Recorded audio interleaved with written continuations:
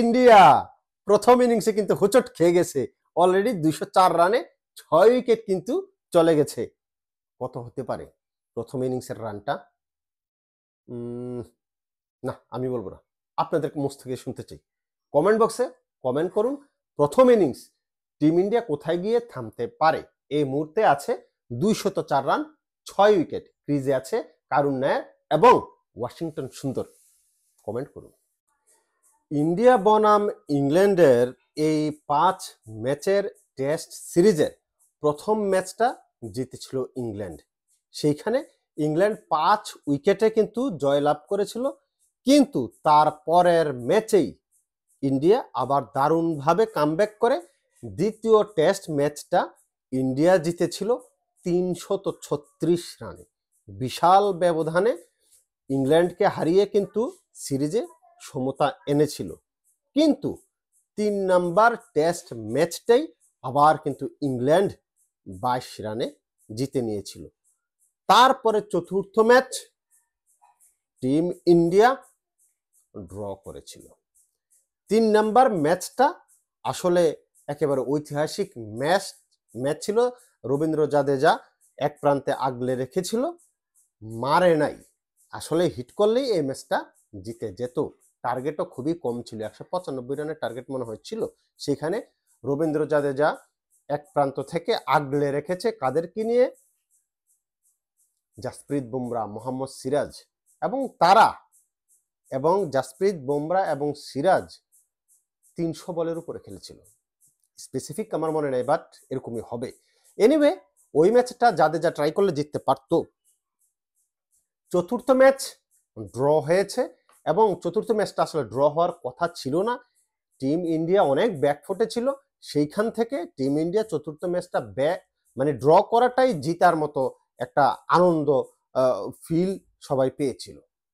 এই 4টা match already হয়ে গেছে। এই 4 ম্যাচে ইংল্যান্ড 2 ম্যাচ এবং ইন্ডিয়া 1 ম্যাচ জিতেছে, আর একটা ম্যাচ ড্র হয়েছে। 5 নাম্বার টেস্ট ম্যাচ কিন্তু আজকে প্রথম দিন কিছুক্ষণ আগে শেষ হলো। সেই ম্যাচ নিয়ে আলোচনা করব, কারণ হচ্ছে এই ম্যাচটা অনেক গুরুত্বপূর্ণ টিম ইন্ডিয়ার জন্য। টিম ইন্ডিয়া যদি এই ম্যাচ জিততে পারে তাহলে ইংল্যান্ড 2টা, ইন্ডিয়া 2টা আর একটা ড্র, টোটাল সিরিজটা ড্র হবে। আদারওয়াইজ ইন্ডিয়া যদি এই ম্যাচ ড্র করে, ড্র হয়ে যায় এই ম্যাচ, তাহলেও এই সিরিজ কিন্তু ইংল্যান্ড জিতে যাবে। তার মানে হচ্ছে ইন্ডিয়ার এই ম্যাচ জিতে ছাড়া আর কোনো বিকল্প নেই। আলোচনা করব আজকের ম্যাচ নিয়ে। সাদাকে সাদা, কালোকে কালো বলিব। সাদাকে কালো, কালোকে সাদা বলিতে পারিব না। আর আইসক্রিম ব্যতীত কারো পা চাটিতে পারিব না। Hello viewers, it's me Rony bro, welcome to another new video. কথা বলছিলাম আজকের ম্যাচ নিয়ে, যেখানে ইন্ডিয়া আগে ব্যাট করে মোটামুটি একটু ব্যাকফুটে আমার দৃষ্টিতে, কারণ মাত্র 204 রান 6 উইকেটের বিনিময়। সেই জায়গা থেকে বলতে পারি যে টিম ইন্ডিয়া খুব বেশি স্বস্তিতে নেই, টিম ইন্ডিয়া খুব বেশি ভালো অবস্থানে নেই। কারণ হচ্ছে ইতিমধ্যে আউট হয়ে গেছে ওপেনার জেসওয়াল, আউট হয়ে গেছে কেএল রাহুল, আউট হয়ে গেছে শুভমন গিল এবং আউট হয়ে গেছে আপনার কি বলে রবীন্দ্র জাদেজা। সবকিছু মিলিয়ে টিম ইন্ডিয়া এই 6 উইকেট হারিয়ে ব্যাকফুটেই আছে আমার দৃষ্টিতে। দেখেন, শুভমন গিলের আগে আলোচনা করবো জেসওয়াল লাস্ট 2টা ম্যাচেই রান করতে পারেনি, 2টা টেস্ট ম্যাচে রান করতে পারেনি। আজকের এই ম্যাচে আমি ভেবেছিলাম যে হয়তো কিছুটা রান করবে, কিন্তু জেসওয়াল মাত্র 2 রান করে কিন্তু আউট হয়ে গেছে। কেএল রাহুল ভালোই খেলছিল, কিন্তু সেইখানে কেএল রাহুলের ডেলিভারিটা অফ স্টাম্পের বাইরের একটা বল ইনসাইডে যেভাবে বোল্ড আউট হলো, আসলে ব্যাড লাক।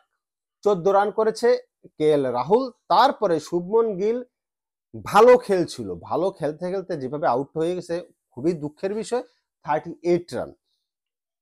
গিলের পরে কারুন নায়ার 52, এখনো পর্যন্ত অপরাজিত সে আছে, ক্রিজে আছে।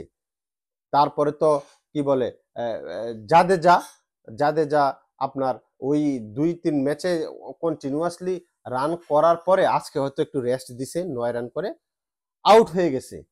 কিন্তু ধ্রুব জুরেল কিন্তু আজকে রান ওইভাবে করতে পারে নাই, যেইভাবে সে সুযোগটা পেয়েছিল সেই জায়গাটাতে সে রান করতে কিন্তু ব্যর্থ হয়েছে। ঋষভ পান্তের জায়গাটা কিন্তু জুরেলকে আমি দেখলাম যে ইনক্লুড করা হয়েছে। ঋষভ পান্ত যেহেতু ইনজুর্ড, সেই জায়গাটাতে সঠিক ব্যবহার কিন্তু জুরেল করতে পারে নাই। মাত্র 19 রান করে জুরেল কিন্তু আউট হয়ে গেছে। ঋষভ পান্ত যে টাইপের ব্যাটসম্যান, আমি বলছি না যে সেম রান করবে, কিন্তু এতদিন পরে মাঠে আসছে, দলে আসছে, একটু রান আসলে তার করলে হয়তো নেক্সট ম্যাচেও বা পরবর্তীতে নির্বাচক মন্ডলী তাকে নিয়ে ভাবতো, সুযোগ পাওয়ার একটা পসিবিলিটি ছিল। কিন্তু এই ম্যাচে প্রথম ইনিংসে সে 19 রানে আউট হয়ে গেছে। দেখা যাক সেকেন্ড ইনিংসে সে কি করতে পারে। তারপরে আসেন ওয়াশিংটন সুন্দর। ওয়াশিংটন সুন্দর যে ম্যাচটা ড্র করলো ইন্ডিয়া, 4th টেস্ট ম্যাচ, সেখানে ওয়াশিংটন সুন্দর যথেষ্ট ভালো খেলেছিল। কার সাথে? জাদেজার সাথে একটা পার্টনারশিপ, 200+ রানের পার্টনারশিপ করেছিল এবং নিজে সেঞ্চুরি করেছিল। আজকে সে 19 রানে অপরাজিত আছে। এই যে আজকে এ পর্যন্ত কারুন নায়ার এবং কি বলে ওয়াশিংটন সুন্দর, এই দুজনে ব্যাট করছে, আজকের দিন শেষ করেছে 19 রানে। হচ্ছে ওয়াশিংটন সুন্দর, কারুন নায়ার 52 রান, পার্টনারশিপ আপনার 52 বা 51 মনে হয়, কারণ 150 রানে আপনার 5 উইকেট গিয়েছিল, 6 উইকেট গিয়েছিল, 153 রান সম্ভবত। আমি ভাবছিলাম যে এই বুঝি মরক লাগিয়ে গেল, আরো হয়তো তাড়াতাড়ি উইকেট পড়ে যাবে, কিন্তু না, পরবর্তীতে দেখলাম যে এই 50-51 রানের একটা পার্টনারশিপ এই যে কারুন নায়ার এবং ওয়াশিংটন সুন্দরের ভিতরে হলো।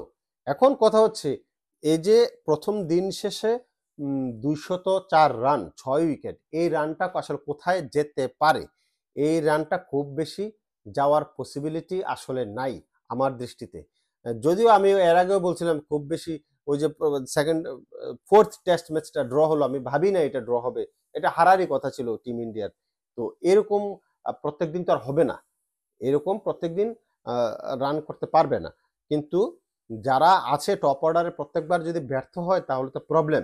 জেসওয়াল 2-3 ম্যাচে ব্যর্থ, তারপরে শুভমন গিলও ওই লাস্ট 2 ম্যাচে রান করতে পারে নাই, 2 ইনিংসে রান করতে পারে নাই। তারপরে কারুন নায়ার অনেকদিন পরে আছে, ওই রকম রান করতে পারতেছে না। দেখা যাক, এই ম্যাচে তো হাফ সেঞ্চুরি করে নিয়েছে।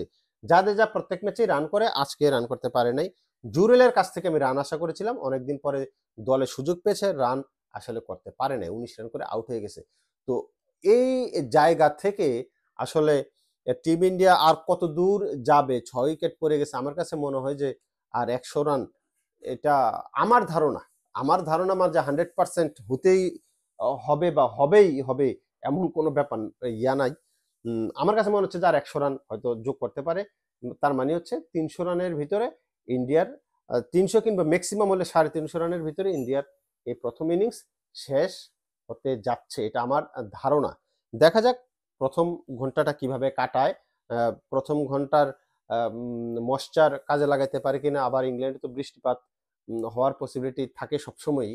দেখা যাক প্রথম 1 ঘন্টা কিভাবে কাটায় ইন্ডিয়া এবং ইংল্যান্ড। শুভকামনা রইল দুই দলের জন্যই। আর আপনারা কি যারা দেখতেছেন, একটু একটু লাইক কিংবা একটু কমেন্ট করেন, আপনাদের মতামত একটু জানান।